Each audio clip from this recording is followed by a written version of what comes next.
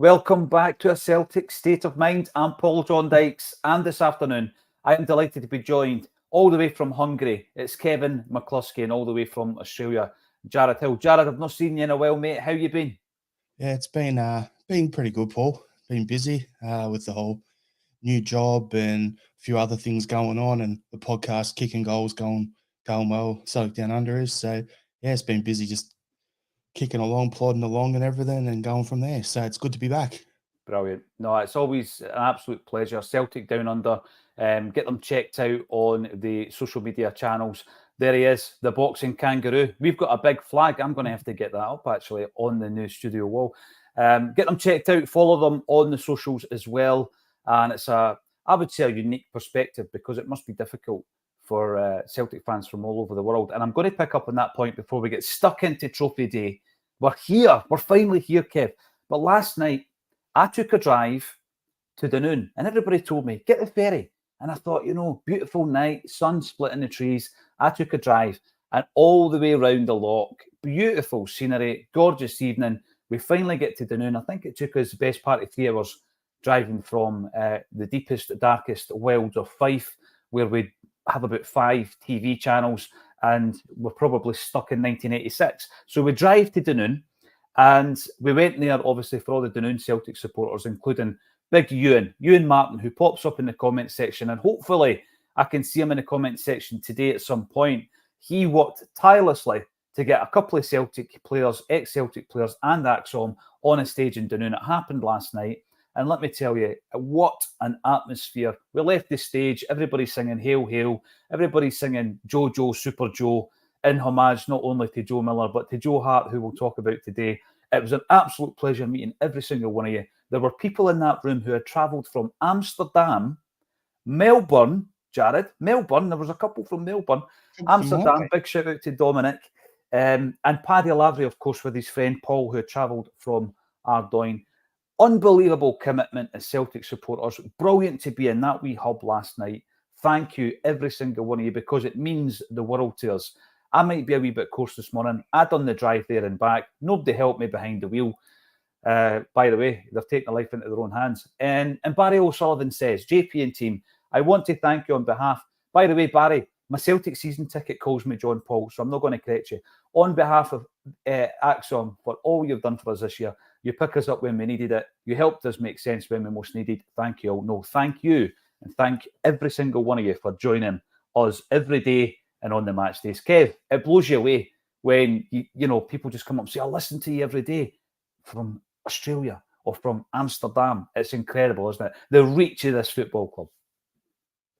It's unbelievable. And this is not scripted that you've led me into this part here. But obviously, well, first of all, I'm going to start with a shout out to a mate of mine, Paul Docherty. He's always in the comments section, and I always see him saying hello to me in the comments after a game. So, Paul, I think he's based out in Australia now as well. So, Paul, hope you're doing well, mate. I hope you enjoy the game today. But the point about the reach of the club, it's insane. So, obviously, I'm in Hungary. I'm in a small district in Budapest called Zuglo, and I go down to the gym that the BVSC Zuglo, the second division team here, frequent as well. It's at the stadium. Every time I go down, it's a rotation of a Celtic strip or a Scotland one. I've got to talk to a couple of the players over the last couple of months.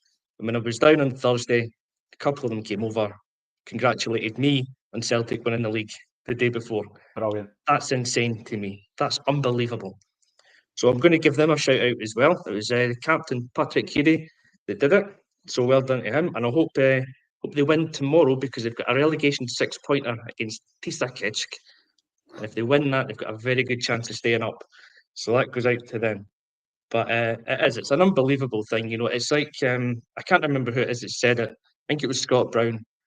Wherever you go on holiday, there's always someone with a Celtic strip on. And it's true. Every corner of the world, you'll find us. We're always generally quite happy and upbeat, willing to say hello, have a wee chat. And I think that's what sets us aside from maybe fans of some other clubs.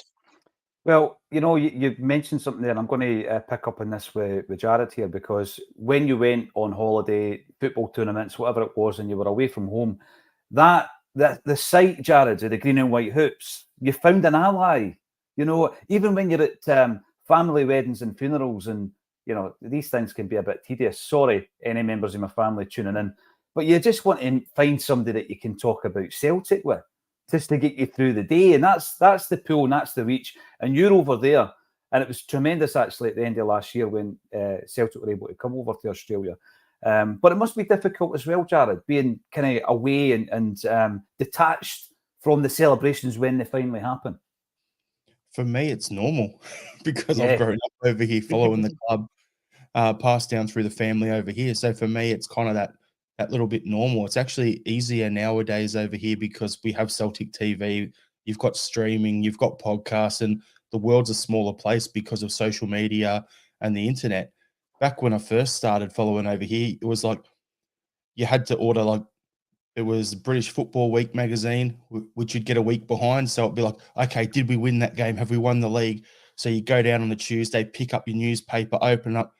Oh, no, it was a draw. Yes, we won for something that happened 10 days ago. And that's how far behind we were. So now the fact that I'm able to be on this with you now, talking about Trophy Day before it happens, to watch the game, to talk about everything else, it's just so different now. But yeah, it's the things I look at and go, the people celebrating out the front of the stadium, the fireworks, the dog getting waved up in the air, all that sort of stuff. I'm like, I wish I was in amongst that. It's going to happen one day. You know, I love the fact that some things that seem so random become part of the folklore. They become memes, like that dog being held aloft. It's like the kid during the walk on that time, Kevin, where the guy's obviously not had a scarf, so he just lifted his bairn up and just held him up as well. It was like This a is the Lion thing. King sort of thing. It's incredible, Jared, and I love the commitment to Celtic supporters. And you know, I can't speak for any other fans of any other club. I just focus on this football club.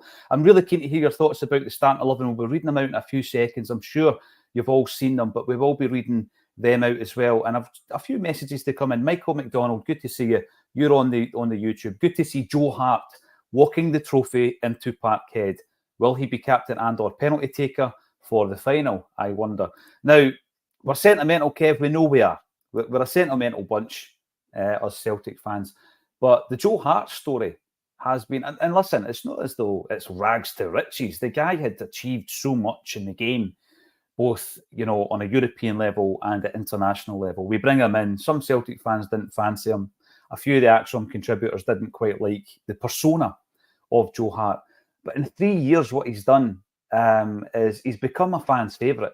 And I think more so in the last year, to be honest with you, Kev. And it was great to see him walking up the Celtic way with that trophy, with the pyros and everything else. The turnout is understandably incredible from the Celtic fans. But Joe Hart, I would struggle to find anyone who doesn't love the guy now. And that's something of a turnaround, I would say.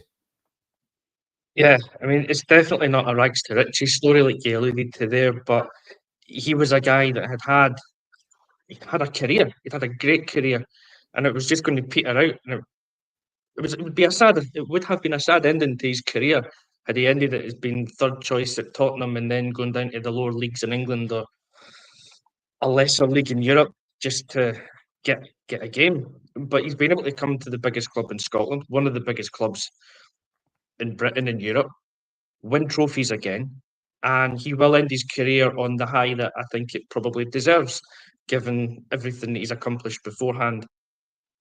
Was he everyone's first choice to come in at the time? Probably not.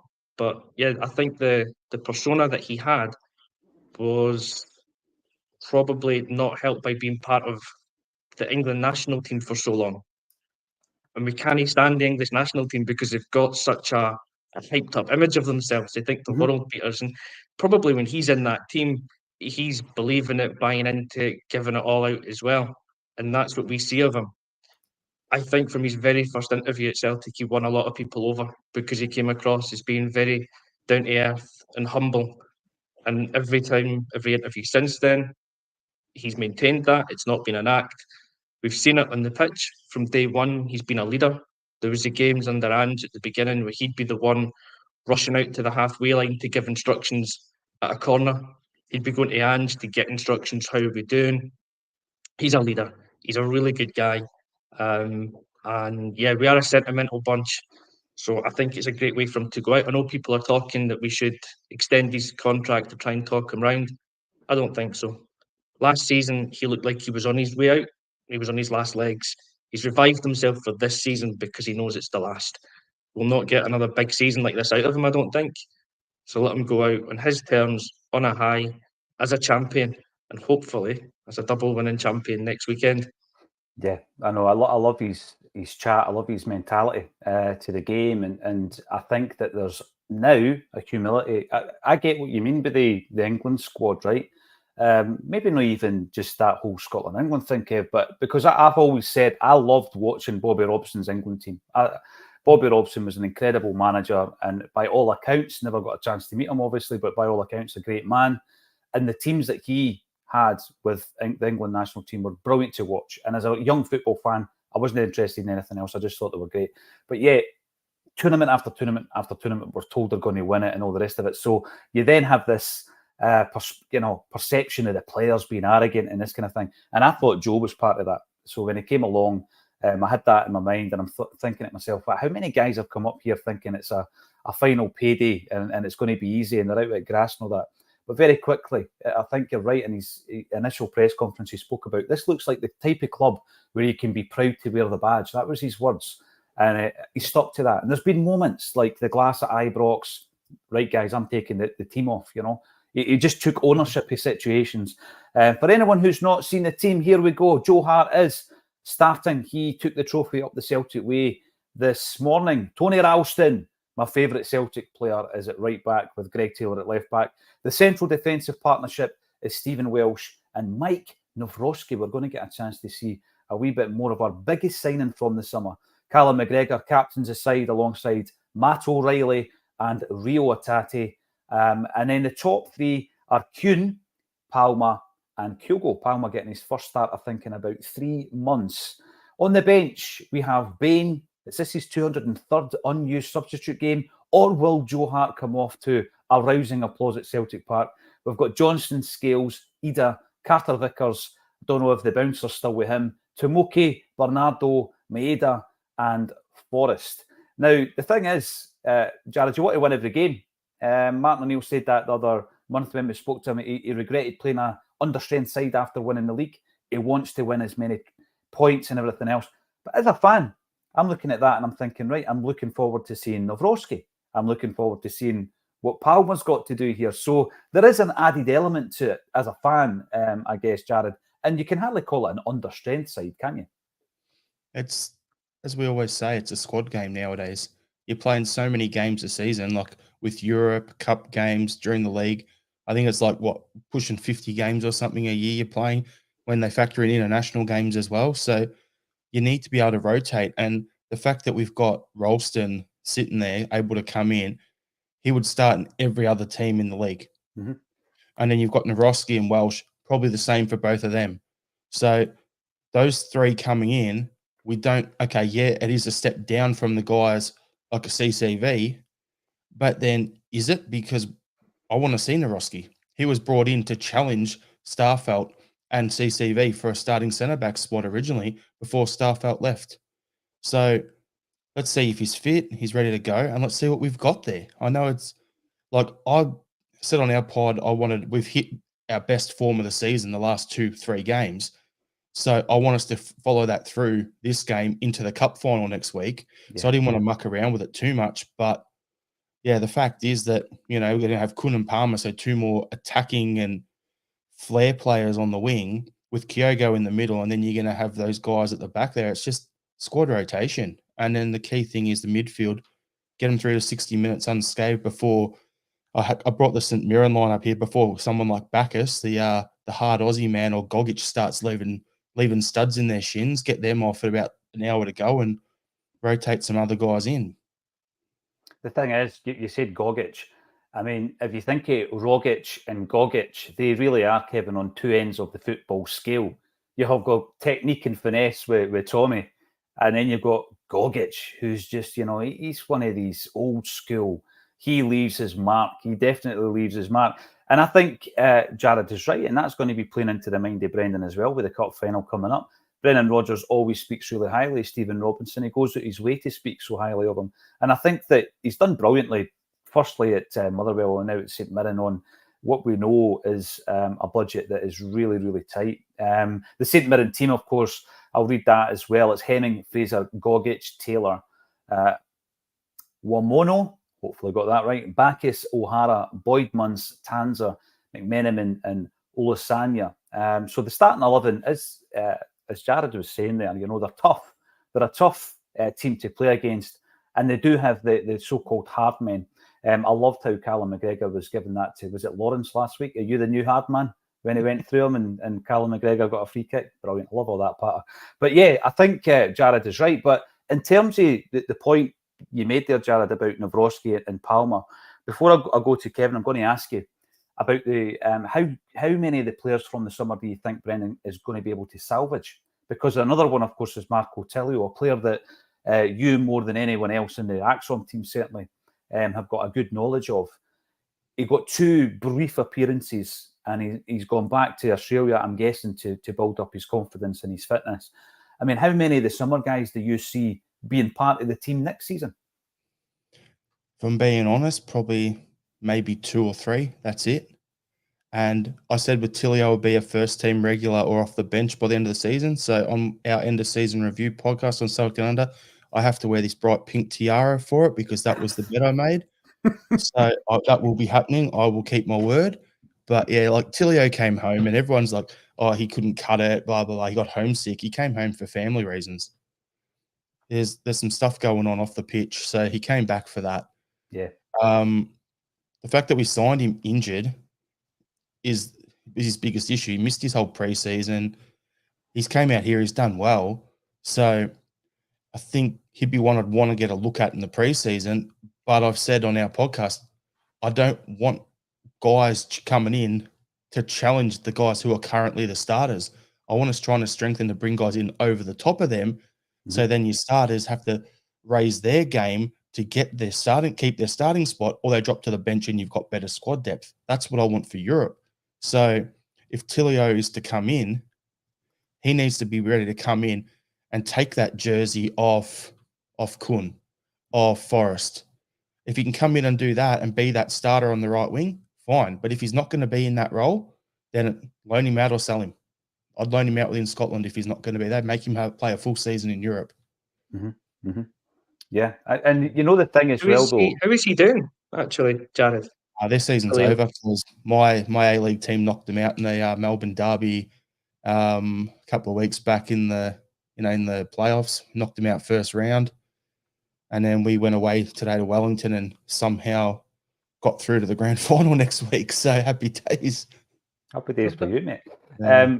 We talk about footballers, Kev, and we get into the habit of talking about them almost like commodity. What Jared's pointed out there is the human element of different moves and things that are happening on in the background that we're totally unaware of. And we just talk about form and drop them, get rid of them, loan them out. And we do. And I'm guilty of it. And I think we all are as football fans.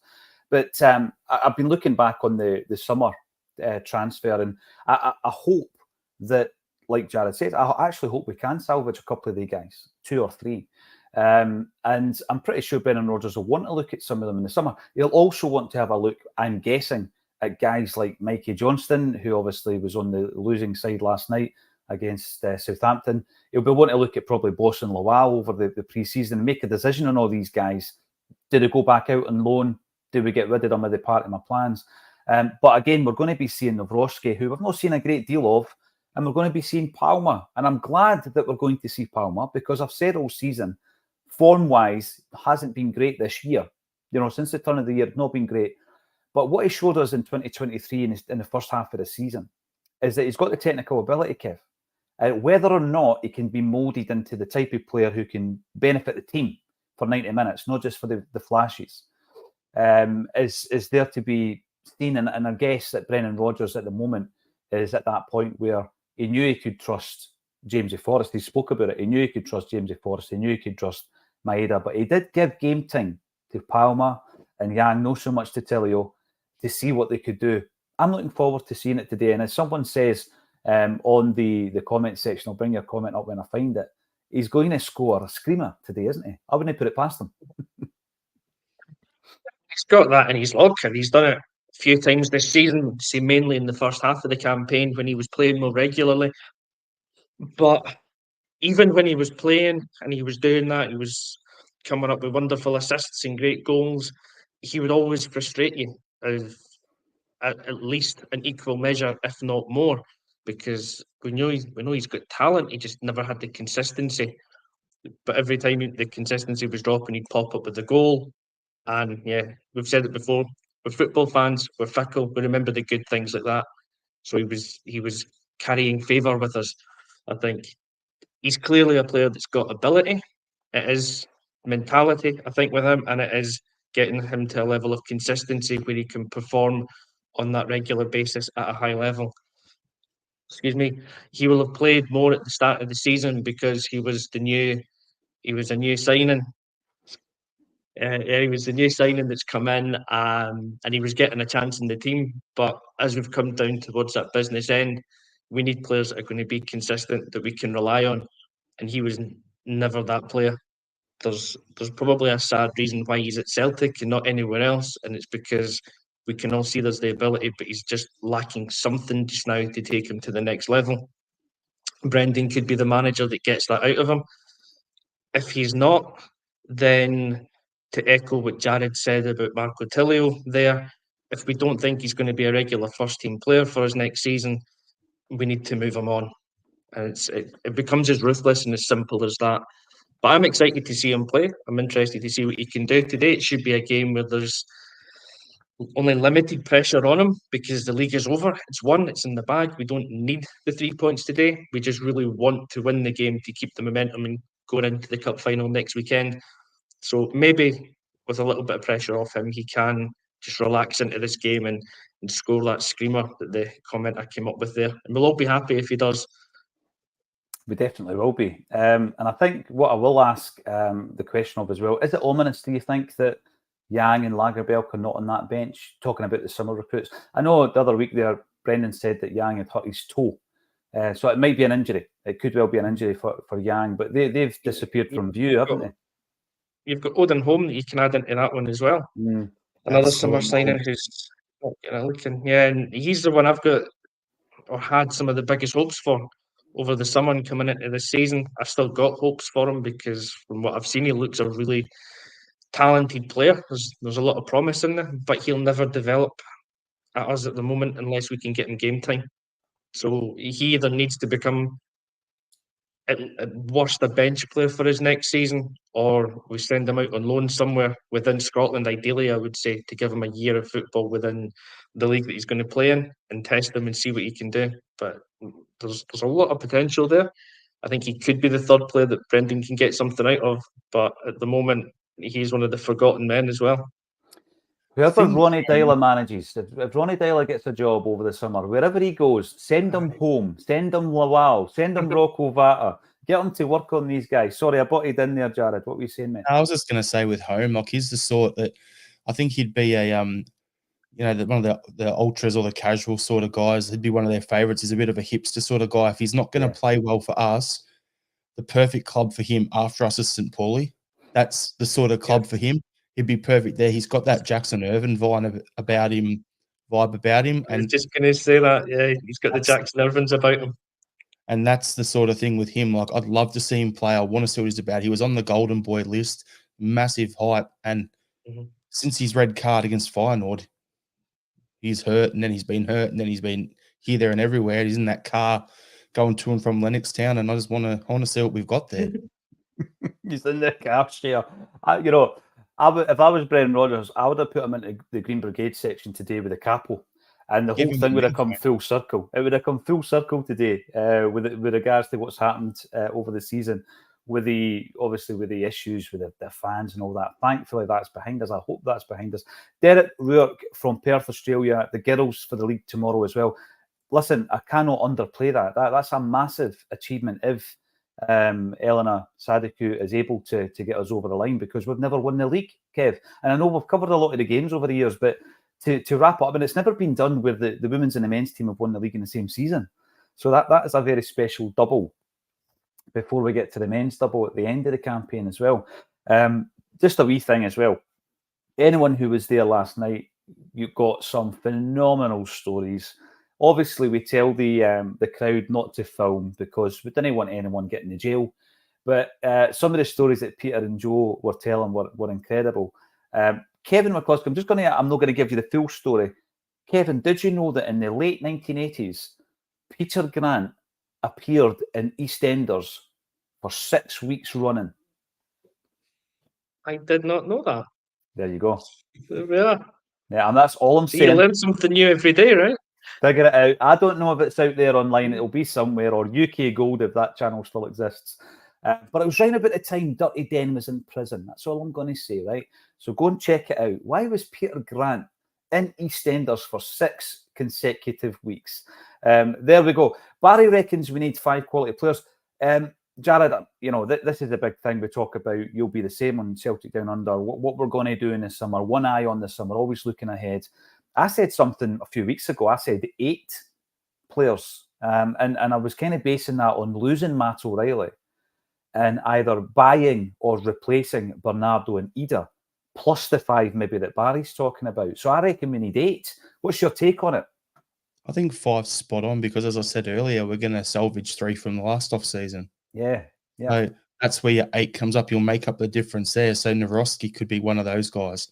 Home could be one of those guys, which means we don't need to replace Bernardo because we've got someone there. And then the other 5 is, and I said this, I think it's gonna be like a net even on the spend. If O'Reilly moves on, we get a club record for him. And then instead of going for those 2 million players, if we get that 8 to 10 million, 4 or 5 of them at that level, wages is going to be the big issue. But if you get them, those guys will go straight into your lineup. That's going to improve your team for Europe. So, and then the thing is, you've got the Abada money. If Frimpong moves on, you'll get a sell on there. You'll have the O'Reilly money. So by looking at that alone, you're not even touching the Champions League money or the money in the bank. And we've already rebuilt our team. So Peter Lawwell will still be happy, being his Scrooge McDuck, counting his money and diving into it and everything, and we're laughing. You're 100% right. That is the situation we're in. We can have best of both worlds, Kev. Pete is delighted that manager is resting players. Vitally takes McGregor, O'Reilly, Hatate off at half-time. No tackles or red cards today. And we've got Ewan. A big shout out again to the big fella. He was there with his family. Very proud night for you, big fella. Brilliant night last night with Granty and Joe. And a great turnout from the Dunoon Celtic community. Big thanks to us, but obviously big thanks to yourself. Ian Roy, obviously, I think it's Florida you live, Ian, who's thinking of coming over. Maybe next time. I do miss Scotland. Well, if you're coming over, try and coincide that with an Acsom event, and it would be great to meet you there. And Double Denim also travelled through, and I can confirm the man wears double denim. Afternoon, folks, just back from the beautiful Dunoon. Fantastic night with Granty and Super Joe. Lovely to meet several from the Acsom and Celtic community there. Absolutely brilliant, folks. One and all. Last words. Peter Grant was with us last night. Peter Grant coached, I don't know if you knew this, but he did coach Matt O'Reilly in Matt's younger years, Kev. Doesn't he mention it much? And obviously we had the one and only Matt O'Reilly's granny on the comment section of our show on Thursday. Get the beautiful lady on live. I love it, George. Absolutely love it. And it is her. It's confirmed. It's not a parody. It's not a made-up account. Matt O'Reilly. All eyes on Matt today, Kev. What does the future hold? Is there any way we can keep the guy? There's always hope, but I think it's the hope that kills you. I think he'll be away in the summer, if I'm being completely honest. He's done his 2.5 seasons with us. He's been hugely successful and made a massive impact at the club. We've already turned down, what was it, a £20 million offer from Atletico Madrid. I'm pretty sure they're not the only team that's got an interest in him. So I think it will be difficult to keep him this summer. But we hopefully still have a bit of control over where he goes because he's got a lengthy contract. We don't need to sell. We don't need to sell for money. And we're not looking to get rid of him. So hopefully we can bargain, get a nice, like you say, a record fee for him if it comes in. And he will go to a big club in a big league. Not going to say a bigger club than Celtic because there's not very many of them around, but he'll get himself to a big club in a big league where he'll be able to test himself at a level that he deserves to be playing at. I genuinely don't think we've got much of a chance of keeping him. But why not, why not dream and think if we've got that 60, 70 million coming in from the Champions League money, is there a plan that we could put in place to Matt and tell him, if we get these 3 players that come in and we build a team around you, what does that, does that entice him to stay? No, it's a good point. We talk about the recruitment, Jared, being something that can maybe entice a player. This is what our plans are over the next couple of windows. We talk about a top manager. Some call him an elite manager. Some people don't like that term. And having a Brendan Rodgers at the club, what does that do for you? Does that entice players? We talk about the allure of the Champions League. Is it enough, Jared, to keep him longer than beyond this summer transfer?